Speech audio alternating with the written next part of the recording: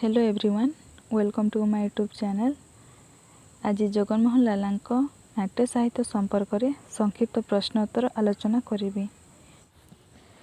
प्रथम प्रश्नटी हेउछि ओडिया नाट्य साहित्यर आदिस्रष्टा किए?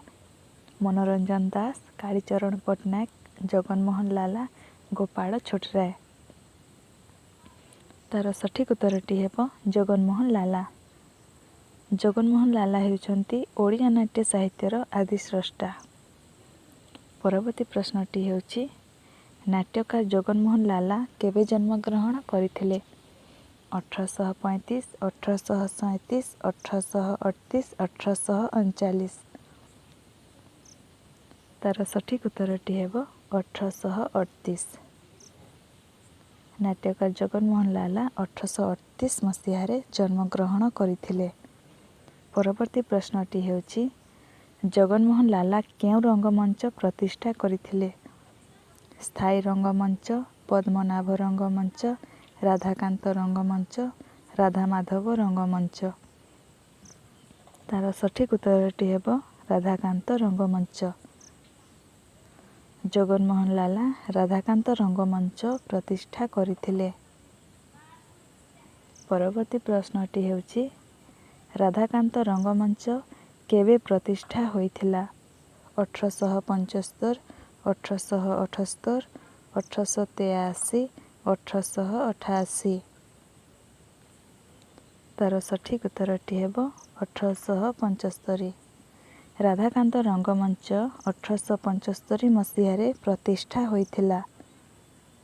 परवर्ती प्रश्नटी हेउछि राधाकांत रंगमंच रे प्रतिवर्ष केउ अवसर रे नाटक अभिनीत हेउथिला?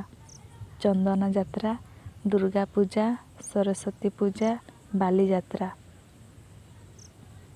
तार सठिक उत्तरटी हेब दुर्गा पूजा। राधाकांत रंगमंच रे प्रतिवर्ष दुर्गा पूजा अवसर रे नाटक अभिनीत हेउथिला। परवर्ती प्रश्नटी हेउछि ओडिया साहित्यर प्रथम नाटकटी कौन? बाबाजी, सती, भ्रमभंजन, वृद्ध विवाह। तार सठिक उत्तरटी हेब बाबाजी। बाबाजी हेउछि ओडिया साहित्यर प्रथम नाटक।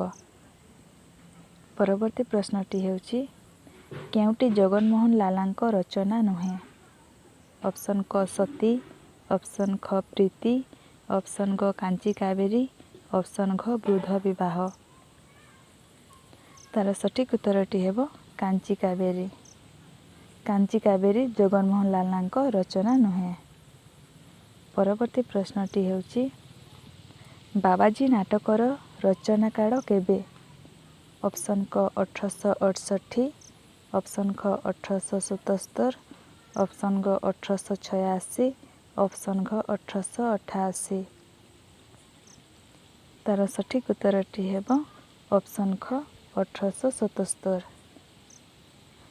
परवर्ती प्रश्नटी हेउछि बाबाजी नाटक केते अंक विशिष्ट? 3 अंक, 4 अंक, 5 अंक, 6 अंक। तार सठिक उत्तरटी हेब 4 अंक। बाबाजी नाटक 4 अंक विशिष्ट। परवर्ती प्रश्नटी हेउछि बाबाजी नाटकर मुख्य चरित्र किए? बाबाजी, सुबड़ बाबू, जसु, वीर सिंह। तार सठिक उत्तरटी हेब बाबाजी। बाबाजी नाटकर मुख्य चरित्र हेउछन्ति बाबाजी। परवर्ती प्रश्नटी हेउछि केउ चरित्रटी बाबाजी नाटकर नुहे? जसु, शिव, हरि, रघु। तार सठिक उत्तर हेब हरि। परवर्ती प्रश्नटी हेउछि शिव ओ जेम्स केउ नाटकर चरित्र? सती, प्रीति, वृद्ध विवाह, बाबाजी। तार सठिक उत्तर हेब बाबाजी। शिव ओ जेम्स हेउछन्ति बाबाजी नाटकर चरित्र। परवर्ती प्रश्नटी हेउछि ବାବାଜୀ ନାଟକ ପ୍ରକାଶିତ ହେବାର କେତେ ବର୍ଷ ପରେ ସତୀ ନାଟକ ଆତ୍ମପ୍ରକାଶ କରିଥିଲା? 8 ବର୍ଷ, 9 ବର୍ଷ, 10 ବର୍ଷ, 15 ବର୍ଷ। ତାର ସଠିକ୍ ଉତ୍ତରଟି ହେବ 9 ବର୍ଷ। ବାବାଜୀ ନାଟକ ପ୍ରକାଶିତ ହେବାର 9 ବର୍ଷ ପରେ ସତୀ ନାଟକ ଆତ୍ମପ୍ରକାଶ କରିଥିଲା। ପରବର୍ତ୍ତୀ ପ୍ରଶ୍ନଟି ହେଉଛି ସତୀ ନାଟକର ପ୍ରକାଶ କାଳ କେବେ? 1882, 1884, 1886, 1888। ତାର ସଠିକ୍ ଉତ୍ତରଟି ହେବ 1886। ସତୀ ନାଟକର ପ୍ରକାଶ କାଳ 1886। ପରବର୍ତ୍ତୀ ପ୍ରଶ୍ନଟି ହେଉଛି ସତୀ ନାଟକର ନାୟିକା କିଏ? ରାଧା, ସତୀ, ଚିତ୍ରକଳା, ଲାବଣ୍ୟ। ତାର ସଠିକ୍ ଉତ୍ତରଟି ହେବ ଲାବଣ୍ୟ। ସତୀ ନାଟକର ନାୟିକା ହେଉଛନ୍ତି ଲାବଣ୍ୟ। ପରବର୍ତ୍ତୀ ପ୍ରଶ୍ନଟି ହେଉଛି ସାଧୁ ଚମ୍ପତି ରାୟ କେଉଁ ନାଟକର ଏକ ଚରିତ୍ର? ବାବାଜୀ, ସତୀ, ପ୍ରୀତି, ବୃଦ୍ଧ ବିବାହ। ତାର ସଠିକ୍ ଉତ୍ତରଟି ହେବ ସତୀ। ସାଧୁ ଚମ୍ପତି ରାୟ ହେଉଛନ୍ତି ସତୀ ନାଟକର ଏକ ଚରିତ୍ର। ପରବର୍ତ୍ତୀ ପ୍ରଶ୍ନଟି ହେଉଛି ସତୀ ନାଟକର ଖଳନାୟକ କିଏ? ହରି ମହାପାତ୍ର, ପଦୀ, ବାହୁବଳେନ୍ଦ୍ର, ମଣି ଚୌଧୁରୀ। ତାର ସଠିକ୍ ଉତ୍ତର ହେବ ବାହୁବଳେନ୍ଦ୍ର। ସତୀ ନାଟକର ଖଳନାୟକ ହେଉଛନ୍ତି ବାହୁବଳେନ୍ଦ୍ର। ପରବର୍ତ୍ତୀ ପ୍ରଶ୍ନଟି ହେଉଛି ଜଗନମୋହନ ଲାଲା ସତୀ ନାଟକରେ କେତୋଟି ସଙ୍ଗୀତ ସଂଯୋଜନା କରିଛନ୍ତି? 3ଟି, 5ଟି, 10ଟି, 13ଟି। ତାର ସଠିକ୍ ଉତ୍ତର ହେବ 10ଟି। ପରବର୍ତ୍ତୀ ପ୍ରଶ୍ନଟି ହେଉଛି ନିମ୍ନୋକ୍ତ ମଧ୍ୟରୁ କେଉଁଟି ଅପ୍ରକାଶିତ ନାଟକ? ସତୀ, ପ୍ରୀତି, ବୃଦ୍ଧ ବିବାହ, ଉଭୟ ଖ ଓ ଗ। ତାର ସଠିକ୍ ଉତ୍ତର ହେବ ଉଭୟ ଖ ଓ ଗ।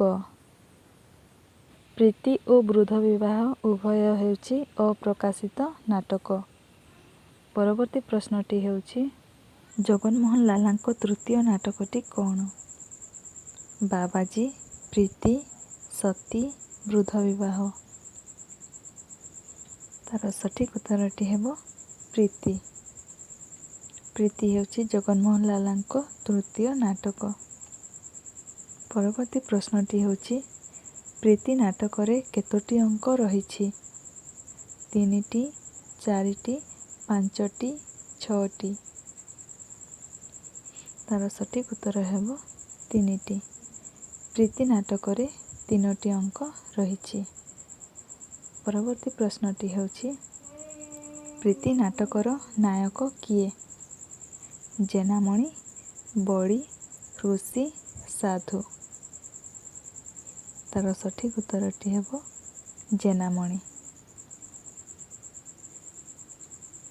ପରବର୍ତ୍ତୀ ପ୍ରଶ୍ନଟି ହେଉଛି ଅନ୍ତିମ କାଳକୁ ଧର୍ମ ବିନା କେହି କାର୍ଯ୍ୟରେ ଆସନ୍ତି ନାହିଁ। ଯହିଁରେ ଧର୍ମ ନଷ୍ଟ ହେବ ତାହା ମୁଁ କେବେ ହେଁ କରିବି ନାହିଁ। ଏହା କେଉଁ ନାଟକର ଅଂଶବିଶେଷ? ବାବାଜୀ, ସତୀ, ବୃଦ୍ଧ ବିବାହ, ପ୍ରୀତି। ତାର ସଠିକ୍ ଉତ୍ତରଟି ହେବ ସତୀ। ଏହା ସତୀ ନାଟକର ଅଂଶବିଶେଷ। ପରବର୍ତ୍ତୀ ପ୍ରଶ୍ନଟି ହେଉଛି ଜଗନମୋହନ ଲାଲାଙ୍କ ଚତୁର୍ଥ ନାଟକଟି କ'ଣ? ପ୍ରୀତି, ବାବାଜୀ, ବୃଦ୍ଧ ବିବାହ, ସତୀ। ତାର ସଠିକ୍ ଉତ୍ତରଟି ହେବ ବୃଦ୍ଧ ବିବାହ। ଜଗନମୋହନ ଲାଲାଙ୍କ ଚତୁର୍ଥ ନାଟକଟି ହେଉଛି ବୃଦ୍ଧ ବିବାହ। ଶେଷ ପ୍ରଶ୍ନଟି ହେଉଛି ଜଗନମୋହନ ଲାଲା କେଉଁ ମସିହାରେ ପ୍ରାଣତ୍ୟାଗ କଲେ?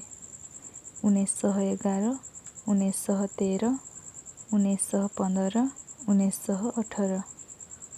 ଏହାର ସଠିକ୍ ଉତ୍ତରଟି ହେବ 1913। 1913 ମସିହାରେ ଜଗନମୋହନ ଲାଲା ପ୍ରାଣତ୍ୟାଗ କରିଥିଲେ। ଭିଡ଼ିଓଟିକୁ ଶେଷ ପର୍ଯ୍ୟନ୍ତ ଦେଖିଥିବାରୁ ଧନ୍ୟବାଦ।